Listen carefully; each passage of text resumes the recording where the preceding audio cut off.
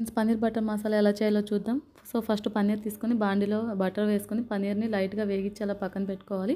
అదే బాండీలో ఇంకొంచెం బటర్ వేసి పచ్చిమిర్చి, ఆనియన్, టమాటాసు, జీడిపప్పు, అల్లం, వెల్లుల్లి, చెక్క, లవంగం, ఇలాచి ఇవి వేసుకొని వాటిని కూడా మంచిగా వేగనిచ్చి మిక్సీ జార్‌లో తీసుకోవాలి. అది చల్లగా అయిన తర్వాత దాన్ని మిక్సీ పట్టి పక్కన పెట్టుకోవాలి. పేస్ట్‌లా చేసి పెట్టుకోవాలి. అదే బాండీలో 2 స్పూన్స్ మళ్ళీ బటర్ వేసుకొని అందులో మనం ఆల్రెడీ మిక్సీ చేసి పెట్టుకున్నాం కదా!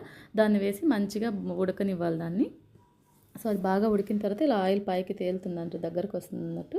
అప్పుడు ఇంకా మనం ఆల్రెడీ వేగించి పక్కన పెట్టుకున్నటువంటి పన్నీర్ ముక్కలు అందులో వేసేసి ఒక గ్లాస్ వాటర్ పోసి దాన్ని బాగా బాయిల్ చేసుకోవాలి. బాయిల్ చేసిన తర్వాత ఇంక దగ్గరకొచ్చేస్తుంది కదా! అప్పుడు లైట్‌గా ఇక కొత్తిమీర వేసుకోవాలి. కస్తూరి మేతి ఉంటే కస్తూరి మేతి కూడా వేయండి. నా దగ్గర లేదు కాబట్టి నేను వేయలేదు. సో, గార్నిష్‌కి కొత్తిమీర వేసుకొని ఇంకా దగ్గరకొచ్చిన తర్వాత స్టవ్ కట్టేసుకోవటమే. సో, నేను ఆ రోజు చపాతీ చేశాను. Chapati with paneer butter masala so yummy. Video గనుక నచ్చినట్లయితే గనక